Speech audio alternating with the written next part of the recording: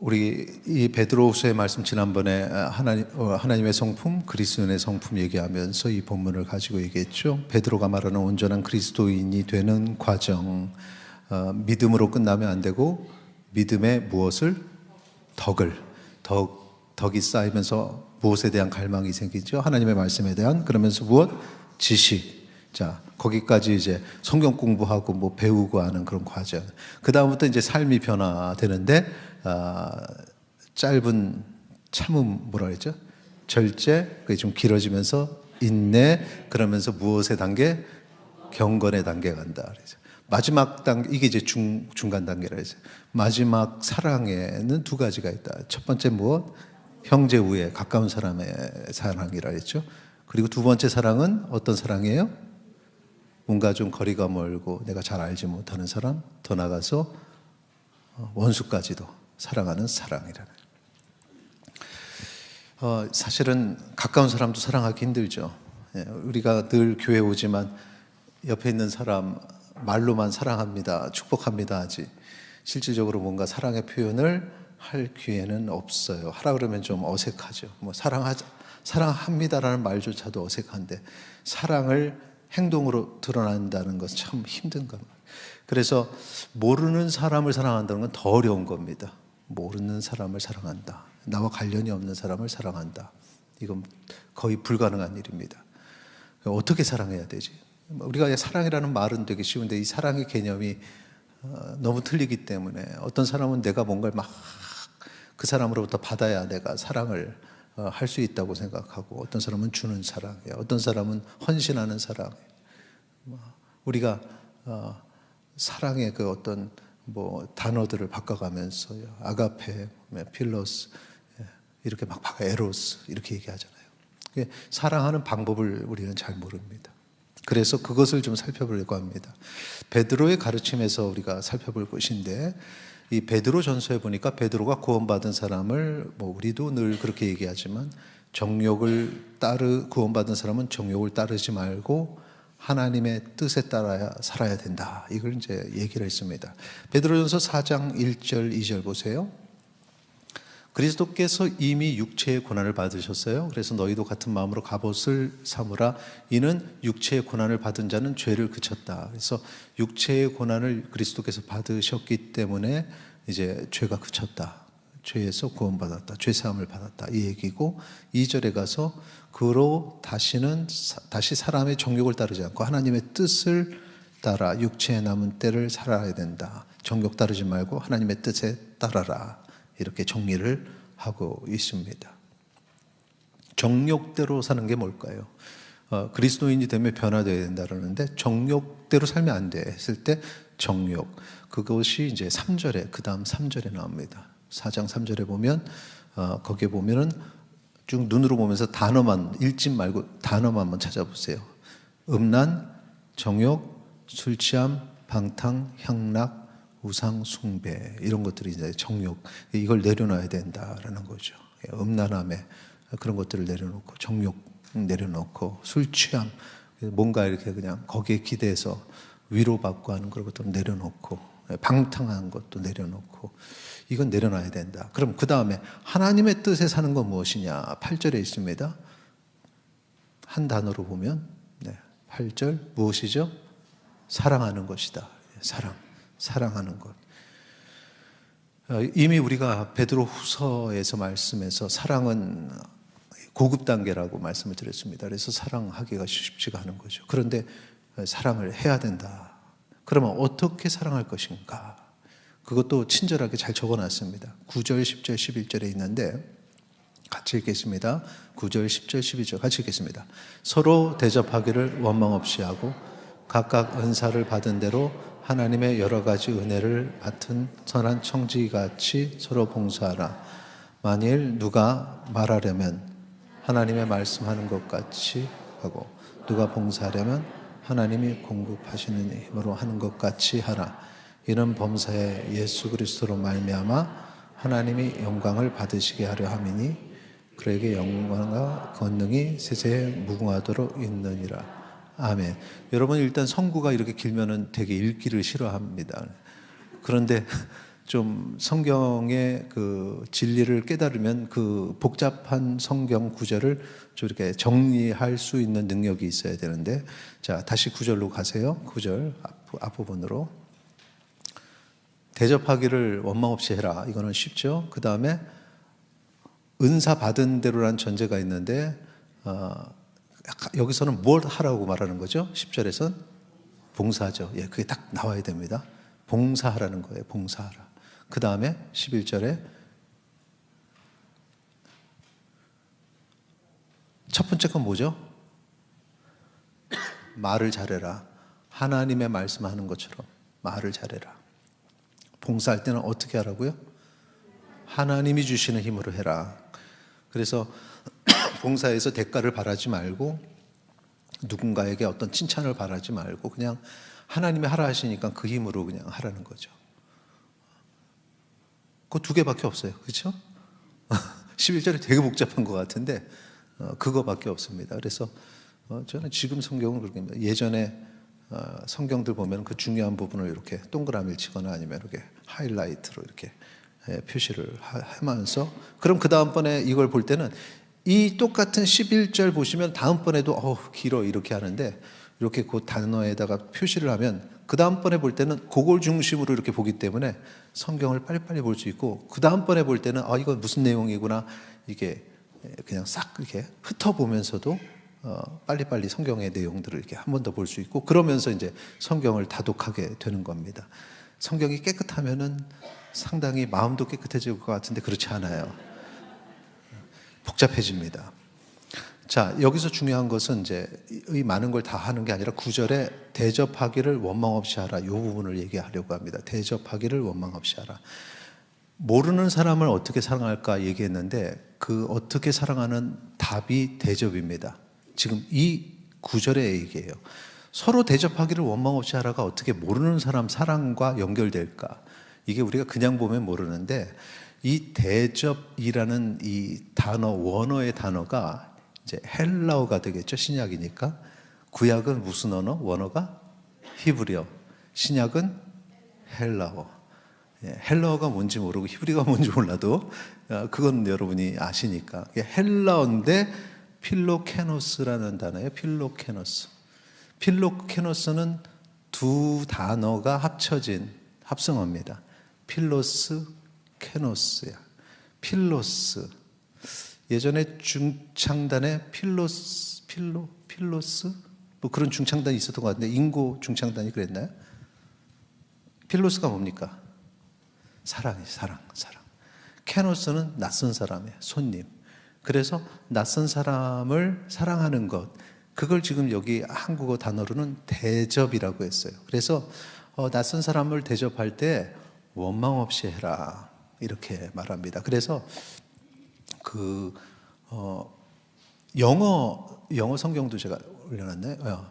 영어 성경도 제가 지금 3개 뽑았는데, NIV랑 킹 제임스 버전이랑 NASB 이렇게 3가지인데, 거기에 지금 hospitality라고 써 있죠. 이게 지금 대접, 환대 이런 건데, 모르는 사람을 이렇게 환대하는 거예요. 환대. 그러니까 대할 때 나 몰라 이게 아니라 챙겨서 이렇게 그 사람을 환대하는 거, 이겁니다. 낯선 사람에게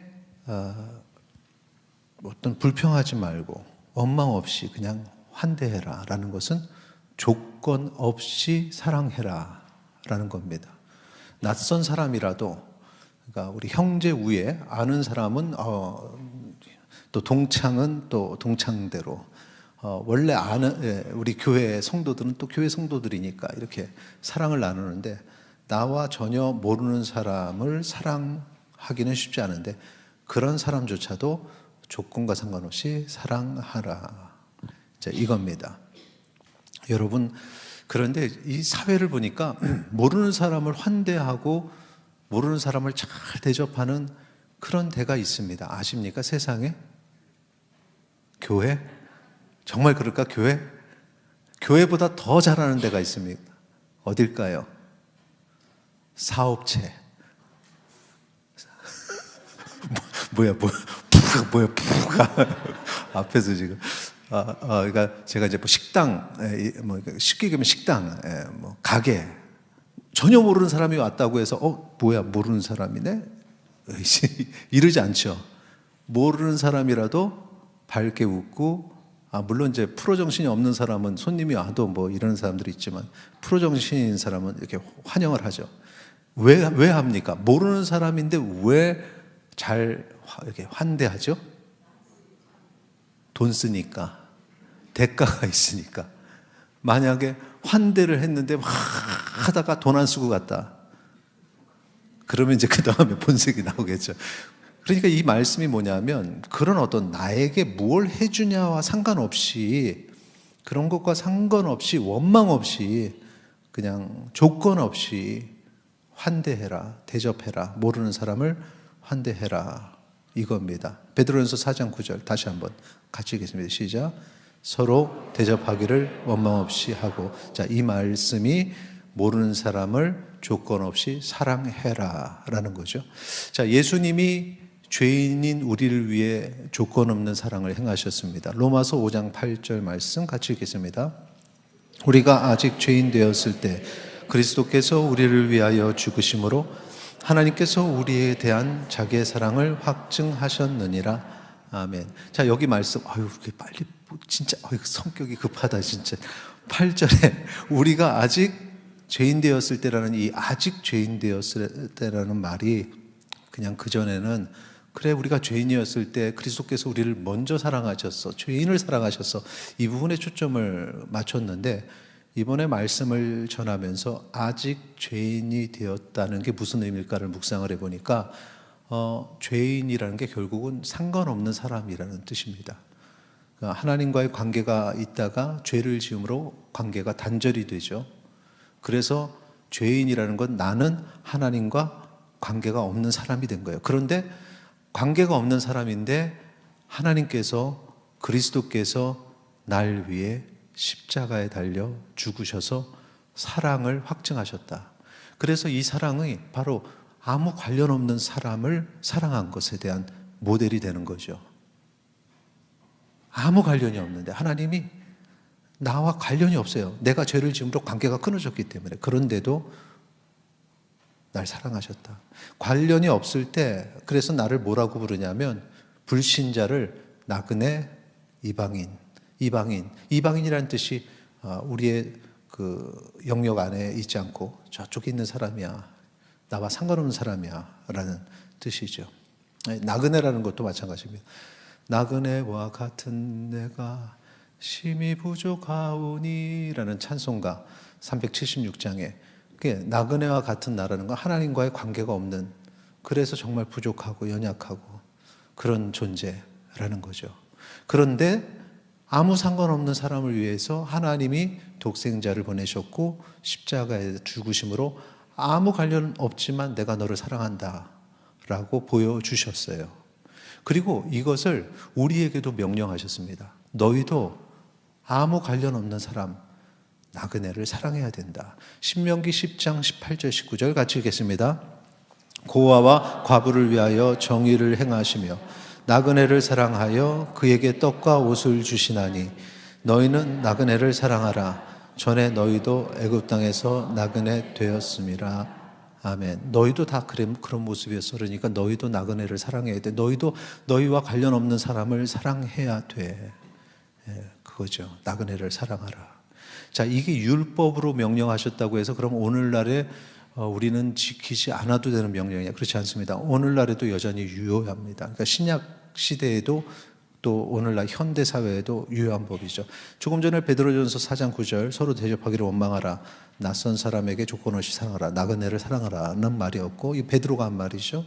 그리고 바울도 같은 말을 했어요. 로마서 12장 13절 성도들의 쓸 것을 공급하며 손 대접하기를 힘쓰라 할 때 이 손이 손님입니다. 그래서 손님을 대접하기를 힘쓰라라고 얘기할 때 여기서 말하는 대접이 위에 베드로가 쓴 같은 단어를 사용하게 되죠. 필로케노스. 그래서 낯선 이를 사랑하라, 낯선 사람을 사랑해라 라는 말을 쓴 겁니다. 그러니까 나그네를 사랑하는 것은 하나님의 명령이죠. 성경 속에 나그네를 사랑했던 사람들이 많습니다만 한 가지 예를 들면 아브라함 아브라함이 그 창세기 18장의 내용입니다. 뭐 나중에 읽으시고요. 18장에 보면 마므레 상수리 나무 근처에서 한 세 사람이 오는 걸 봤어요. 나그네였습니다. 모르는 사람이었어요. 그런데 그들을 오라고 해서 발을 씻길 물을 준비하고 떡, 송아지 고기, 그리고 음료, 버터와 우유까지 대접을 잘 해줍니다. 근데 왜 했냐면은 나그네를 잘 대접하라, 사랑하라, 그래서 한 겁니다. 그런데 알고 봤더니 그 세 사람 누구였습니까? 천사였습니다. 하나님의 사자였습니다. 모르고 대접했는데 하나님의 사자를 대접한 거죠. 그래서 히브리서의 저자가 그것을 하나의 예로 이렇게 언급을 하는데 이렇게 말합니다. 히브리서 13장 1절 2절 형제 사랑하기를 계속하고 아는 사람 잘 사랑하라. 손님 대접하기를 잊지 말라. 모르는 사람도 사랑해야 된다.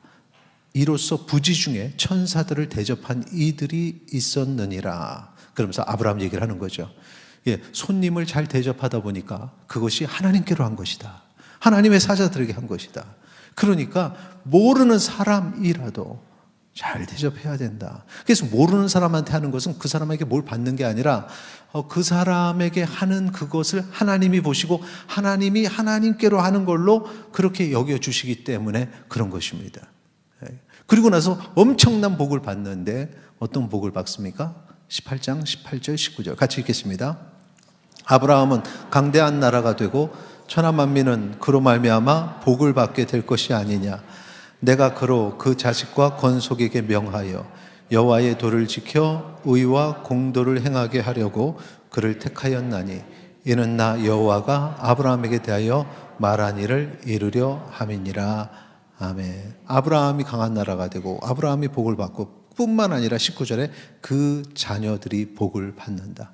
본인이 복을 받고 자녀들이 복을 받아요. 왜? 사랑을 행하니까. 모르는 사람을 잘 접대하니까요. 그런 거죠. 그런데 이게 그냥 단순히 아브라함과 그 집안이 복을 받는 그 수준에서 끝나는 게 아닙니다. 창세기 그 18장을 얘기했는데 17장에 보면 하나님께서 아브라함에게 약속을 하시죠. 언약을 하십니다. 언약. 자, 7절, 8절 보면은 내가 내 언약을 나와 너 및 내 대대 후손 사이에 있어서 영원한 언약을 삼는다는 거죠. 8절 같이 읽겠습니다. 내가 너와 내 후손에게 내가 거류하는 이 땅 곧 가나안 온 땅을 주어 영원한 기업이 되게 하고 나는 그들의 하나님이 되리라. 자, 이걸 언뜻 보면은 그냥 아브라함과 아브라함 자손에게 주시는 축복이라고 생각하지만 우리는 사실 이것이 그냥 그들의 축복이 아니라 그 확장을 통해서 하나님의 나라와 하나님의 백성이 부흥되고 숫자가 많아지는, 구원받는 자의 숫자가 많아지는 그 축복이라는 것을 알고 있습니다. 그래서 우리도 아브라함의 자녀가 된 거죠. 믿음의 조상 아브라함은. 여러분 그 아시죠? 믿음의 조상이라고 늘 고백하지 않습니까? 그렇게 해서 이 축복이 그냥 하나님 사랑하고 내가 가까운 사람 사랑하는 정도가 아니라 내가 모르는 사람을 사랑할 때 그 사랑의 정신이 예수님이 관계가 없는 죄인 된 우리, 먼저 우리를 사랑하시고 그 십자가의 고통, 보혈로 사랑을 표현을 해 주심과 더불어 그렇게 그 정신을 가지고 이웃을 사랑하고 더 나아가서 나와 상관없는 손님을 접대하고 사랑하는 자들에게 이 놀라운 축복을 주신다고 했으니 여러분 이 축복을 받는 주의 백성 되시기를 축원합니다. 아주 오래전입니다. 아주 오래전에 대학 시절에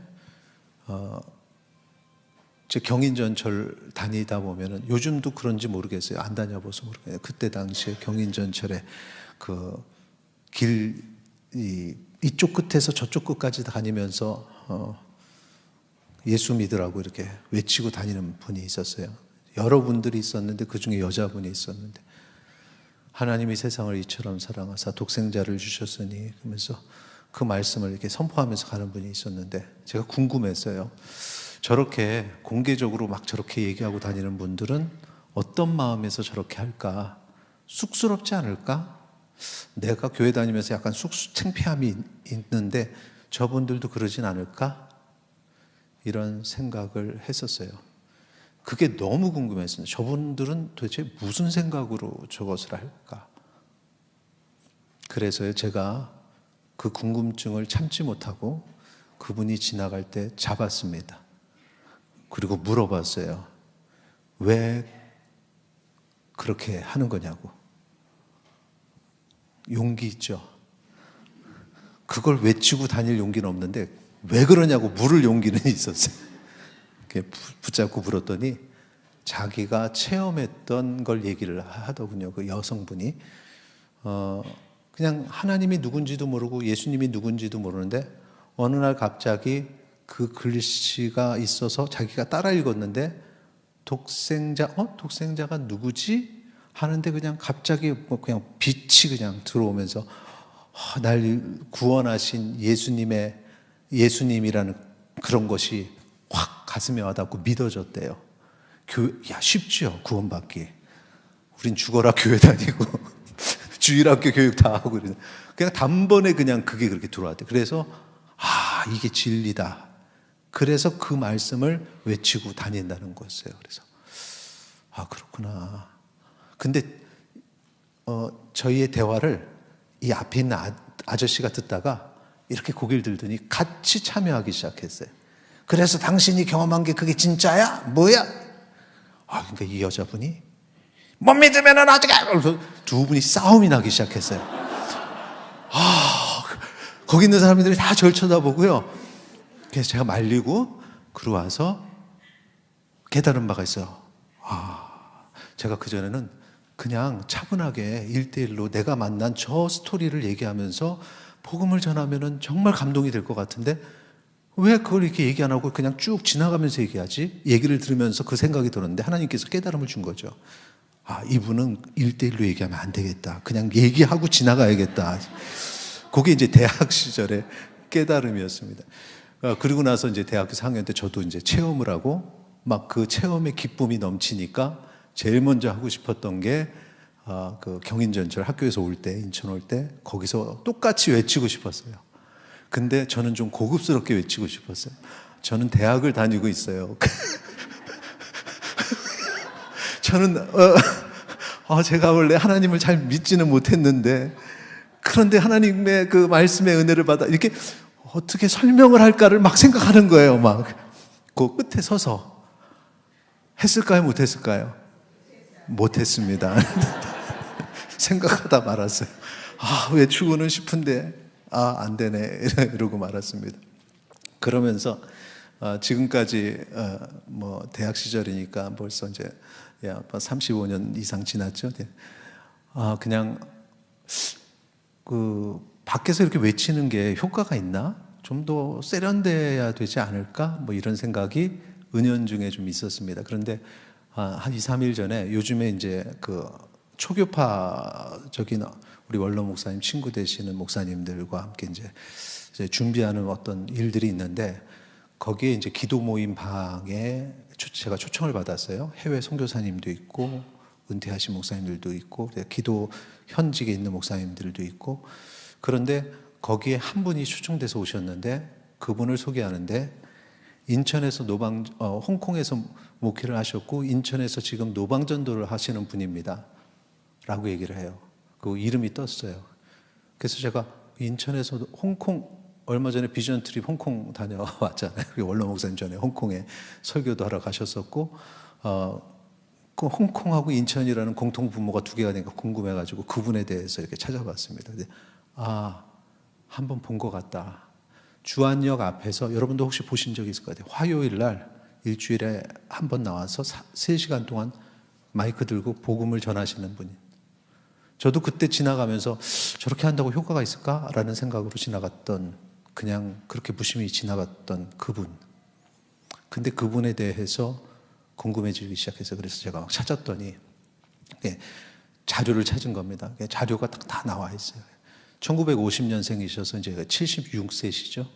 그리고 대학 졸업하고 그 은혜를 받아서 34세에 하나님의 은혜를 받고 89년도에 홍콩으로 선교 훈련 받아서 파송을 받아. 그리고 31년 동안 홍콩과 중국에 있으면서 그 북한에 거주하는, 저도 이번에 가서 북한에 거주하는 화교를 만났습니다. 북한 거주 화교 중국인들을 복음을 전하는 그 역할을 사명을 했고, 그리고 세 군데 네 군데 소수민족을 복음을 전하는 일을 이분이 하셨어요. 그리고 한 홍콩 영락교회 한 6년 동안 담임 목회도 하셨습니다. 한 1년간 그곳에서 전도사 사역도 했고요. 그리고 이제 2020년도에 31년간의 선교사 생활, 홍콩 생활, 중국 생활을 마치고 은퇴하시고 한국에 들어와서 어떤 사역을 할까 한 것이 주안역 앞에서 마이크 들고 복음을 외치는 거였습니다. 그분 자료를 찾다 보니까 홍콩에 있는 교회에서 설교하시는 동영상이 있었어요. 잠깐 보여주시죠. 첫 화면. 이제 이분이 지금 주안역 앞입니다. 저렇게 복음을 전하는 건데, 그분이 이제 이 사진을 제가 지금 이 동영상 캡처 좀 해달라고 해요. 그 동영상 홍콩에 있는 교회에서 전하면서 왜 이렇게 외치는가를 얘기를 하는데, 사랑. 근데 그 사랑을 교회에 있는 사람이 아니라 세상을 사랑하는, 저 밖에 있는 사람을 사랑하다 보니 그들을 위해서 무언가를 해야 된다는 거죠. 그래서 그렇게 외치신다는 거예요. 그럼 어떤 효과가 있을까? 전 그런 생각이 늘 있었잖아요. 그 스토리 가운데 넘겨주시면, 저분이 노숙자인데 저기서 할 때 노숙자분들이 와서 시끄럽다고 하도 그냥 많이 욕을 하고 그랬다는 거예요. 근데 이제는 꽤 오래 하셨으니까 친해지셨대요. 그 중에 저 노숙자가 뭐 더러운 옷을 입는데 그날따라 깨끗한 옷을 입고 와서는 뭐 담배도 손에 하나 들고 있어요. 그러가지고는 목사님 하더니 뭐 끼어안고 고맙다고. 그러고서는 요 사진 찍어준 분이 고등학교 동창인데, 저 어르신이 지금도 고등학교 동창회 신우회 회장을 하고 계시대요. 근데 이제 지금 사진 찍어주신 분은 동창인데 마취과 의사신데, 너 어떻게 사는지 궁금하다, 가서 보자. 그래서 인천 내려와서 주안역에 와서 그 복음 전하는 걸 보시다가 저런 장면이 있으니까 사진을 찍으셨대요. 원래는 저렇게 사진 찍고 안 하시는데 그 친구가 있어서 사진을 찍었다, 유일한 사진이다라고 얘기를 하시더라고요. 그리고 나서 얼마 지나지 않아서 어떤 노숙자가 와서 목사님 누구 아시죠? 저 사람을 얘기하면서 죽었어요 그랬더니, 그래서 하나님께서 저 노숙자를 구원하시기 위해서 마지막에 또 깨끗하게 옷을 입고 복음을 늘 듣던 그곳에 와서 안겼구나. 우리 옆에서 있었던 일입니다, 여러분. 주안역에서 저는 그 지나다니면서 저런 게 무슨 효과가 있어? 라고 생각을 하고, 무슨 의미가 있지? 도리어 더 방해는 되는 거 아니야? 라고 생각을 했는데 그렇지 않았다는 거죠. 내가 교회에 있는 사람들에게는 복음을 전하고 사랑한다고 했지만 교회 밖에 있는 사람을 사랑을 했던가? 여러분은 교회 밖에 있는 분들에게 어떤 사랑을 전했습니까? 은퇴하신 노 선교사님이 쓰신 방법은 복음을 전하는 거였어요. 제가 이분을 모셔야겠다는 생각이 들었는데 설교 체크를 했더니 50분 하셨더라고요. 너무 길다. 그래서 다음번에 특강식으로 이 설교 50분 하면은 너무 힘드시니까 여러분 특강식으로 해서 한번 얘기를 들어봤으면 좋겠다. 지나다니면서 혹시 보면, 근데 이분 그 내용 중에 저렇게 할 때 어떤 분은 수고하십니다, 어떤 분은 막 손가락질하고 가고 뭐야 이러면서 눈 흘기면서 가는데, 어떤 분은 수고하십니다 그러고 가고, 어떤 분은 음료를 하나를 주고 가는 분도 있고, 어떤 분은 헌금을, 돈 봉투를 주고 가는 분도 있더래요. 그런 분들이 계시는구나. 이분이 그 얘기예요. 세상의 빛과 소금이 되라. 빛과 소금을 교회 안에서 되라는 게 아니라 세상 사람들에게 빛과 소금의 역할을 해야 돼요. 빛을 비춰야 된다는 거죠. 하나님이 비추셔요. 하나님이 빛을 비추실 때 어둠에 비추셨다는. 우리가 그 빛을 비추려면 어디다 비춰야 되느냐? 우리끼리 빛을 비추면서 좋아하는 게 아니라 세상에 비춰야 된다는 거예요. 세상에. 여러분은 손님에게, 나와 상관없는 사람들에게 어떤 사랑을 행하셨습니까? 오늘 이 찬양을 부르고 우리가 좀 결단을 내렸으면 좋겠어요. 우리 가사 한번 보여주세요. 준비해 주시고. 잘 보이십니까? 이 작은 불꽃 하나가라는 찬양인데 이 원어가 pass it on이에요. 그러니까 pass on, 전달하는 거거든요. it, 이게 불꽃을 전달한다는 거예요. 그러니까 결국은 모르는 사람에게 주의 사랑 전하리, 이거는 제가 붙인 그냥 말이고, pass, 그러니까 그걸 전해야 된다는 거죠. 작은 불꽃 하나가 큰 불을 일으키어 곧 주의 사람들이 그 불에 몸 녹이듯이 주님의 사랑 이같이 한번 경험하면 그 사랑 모두에게 전하고 싶으리. 거기서 전할 때 세상 사람들이죠. 친구여, 당신께 이 기쁨 전하고 싶소. 내 주는 당신의 의지할 구세주라오. 산 위에 올라가서 세상에 외치리. 내게 임한 주의 사랑 전하기 원하네. 여러분, 우리끼리 좋은 게 아니라 이 바깥에 있는 사람은 어떻게 사랑할 것인가? 그들에게 이 사랑을 전하기를 소망합니다.